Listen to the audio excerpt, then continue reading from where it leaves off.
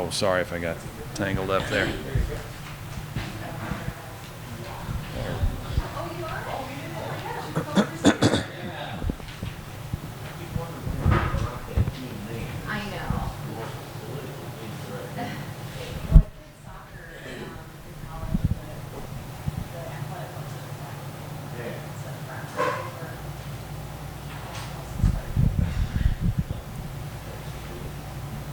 Are we ready?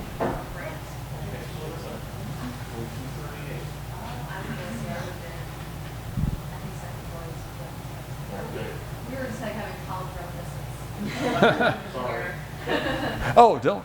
Sorry. The same school, different years, he's a little younger.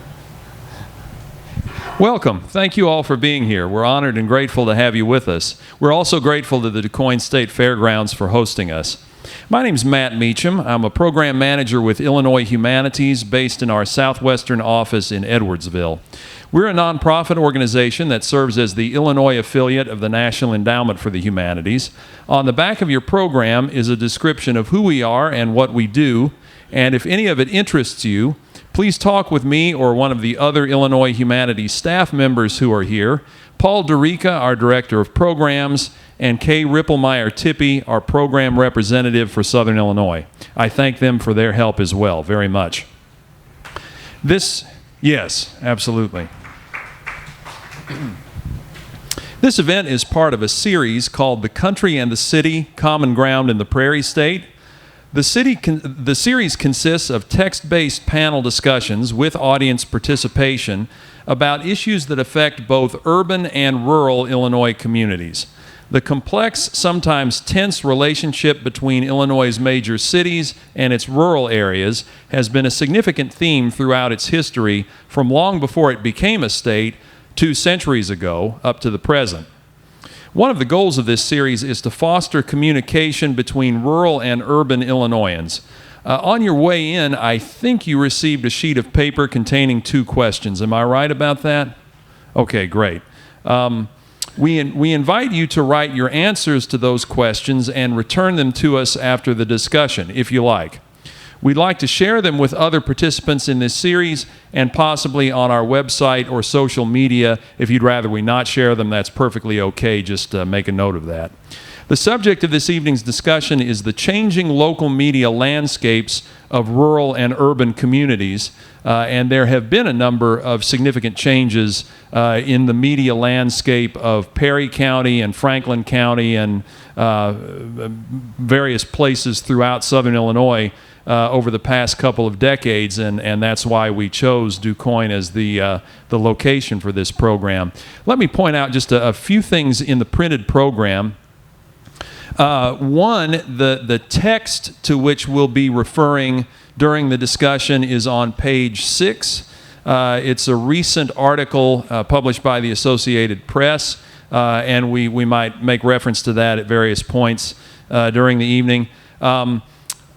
A journalist, very accomplished journalist from West Central Illinois, specifically the Mason County Democrat based in Havana, who wanted to be a panelist this evening but was unavailable to do so, was kind enough to share some of her thoughts, which are actually rather encouraging, at least relative to some of the news that we sometimes hear about this subject. That's on page 7 of the printed program.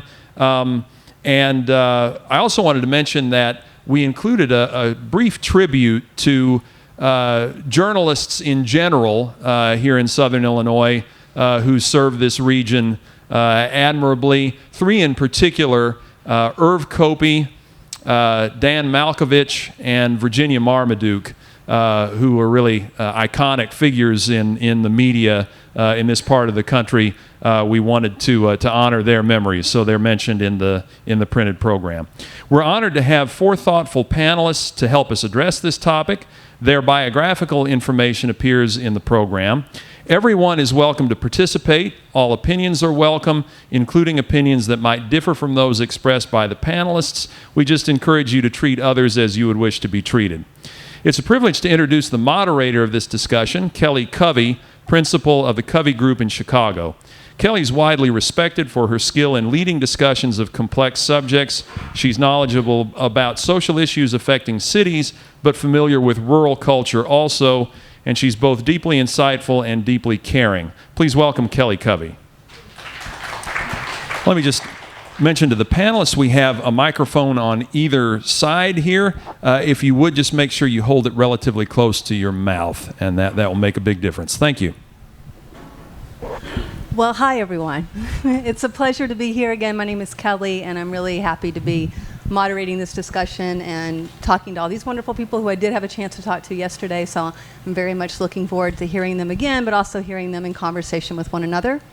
I also just want to say we've been doing this now, I think, since September. We started doing these dialogues every month in different areas on a number of different topics. And for me personally, and other people may sort of see this differently, but I think one of the things that's been really fascinating is that some of the polarization that you hear or the tensions between urban and rural areas, I seem to find that when people get together in these conversations, a lot of those distinctions to me start to fall apart and collapse. So the question of like where that all is coming from is also a question I have of like how much of that is produced versus real.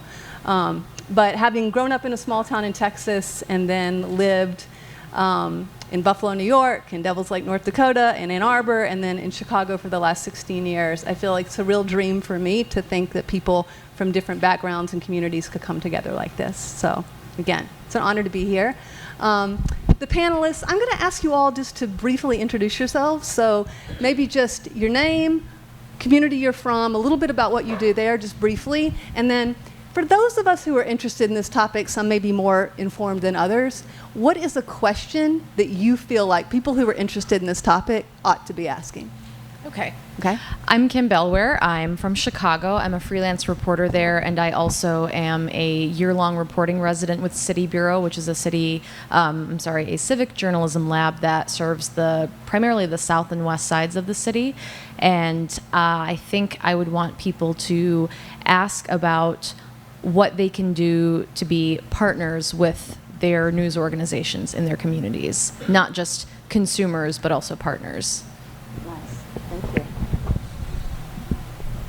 My name's Gary Metro, and I'm an instructor of journalism at Southern Illinois University. Many of you might know me better in my former role as the editor-in-chief of the Southern Illinoisan. And I was a Lee Enterprises employee for 31 years, top editor at papers in Racine, Wisconsin, Mason City, Iowa, Munster, Indiana. That paper's called The Times of Northwest Indiana, and down here. And what I think I would like to hear from you is, what do you miss in your local print products, and how are you filling the gap that must obviously be there?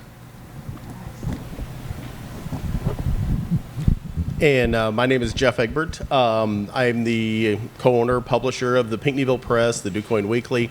I've also currently managed the Franklin County Gazette and the McLeansboro Gazette, along with WDQN Sunny 97.1 FM here in Quoin. And I'm honored to be on the panel. I really appreciate the invitation. I'm amongst really good company here, so I got a chance to meet a few of the people. I love you, Gary. Gary and I go way back with the Southern Illinois Editorial Association, and I've got to make some new friends today, so it's very nice to be here. I guess one question that I would like or would expect or get quite a bit is why we cover the things that we cover. Our newspapers, at least here in Perry County, tend to work a lot towards open and honest government. And, you know, one of the pushbacks that we will sometimes get is, why don't you just print good news? And, you know, no one will buy it. Well, that's also a good point. We fill our pages with good news, but people just remember the perp walk shots on the front page of the paper, or the stories that we do, you know, when we have an open government situation where we're filing FOIAs or doing, OMA violations. So that's one of the questions that I get a lot and would expect to get. Hi, I'm Mary Leonard. I'm a reporter with St. Louis Public Radio, and I'm getting used to using mics after being a newspaper reporter for most of my career.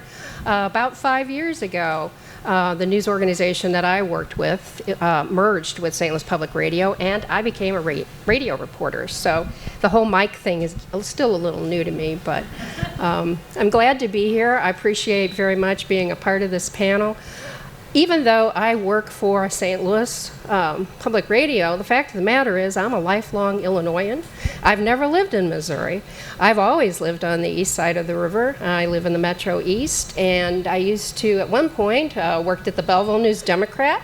Then I went to work for the St. Louis Post-Dispatch, and was also a lead paper after a while, but our experience was a little different, I think, maybe toward the end of that. But, or maybe similar. Or maybe similar.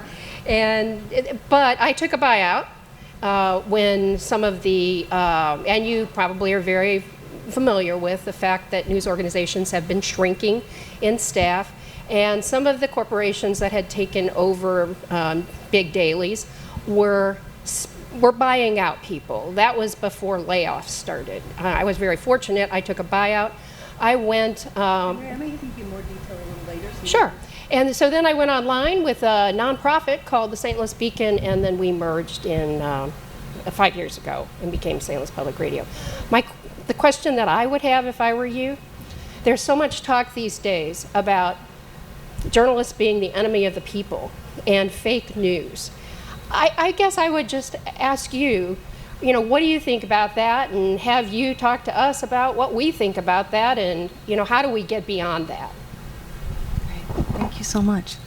So before we start talking to these panelists, we're going to do something a little bit different, which is that in these conversations, we're very much trying to include the audience. So I'm going to have you all in a second pair up with 2 or 3 people around you and just talk for 5 or 6 minutes. And I'm going to ask the panelists to do the same, to pair up with one another. And the question I just want to ask you to think about is, what is your go-to for national news? And then what's your go-to for the local for news? And sort of why? What are you getting out of those 2 things? So national go-to, and then what's your local media, and how satisfied or what are you getting out of those 2 things? So talk about maybe 5, 6 minutes, and then we'll come back and share out a little bit. Okay, so I know this is awkward, but just talk to the people around you. Well, you want to talk about that? Hey, do you have to run